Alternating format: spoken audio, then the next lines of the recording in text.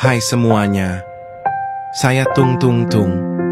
Terima kasih untuk kalian yang sudah membuat kayu aneh ini dikenal banyak orang. Bersama kalian, Ramadan tahun ini penuh dengan cerita, tawa, dan kenangan indah. Tapi, di setiap cerita pasti ada akhirnya.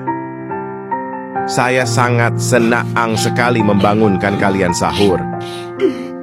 Hari ini, saya ingin berpamit ya. Jujur, hati ini berat. Sedih rasanya meninggalkan kalian semua. Namun inilah jalan yang harus saya tempuh. Terima kasih untuk setiap momen yang kalian berikan. Untuk setiap tawa, setiap candaan, dan setiap kebersamaan. Semoga kita bisa bertemu lagi di Ramadan tahun depan, di bawah cahaya lampu pos ronda, di malam yang penuh kehangatan. Sampai jumpa lagi teman-teman di Ramadan tahun depan. Tung Tung Tung pamit.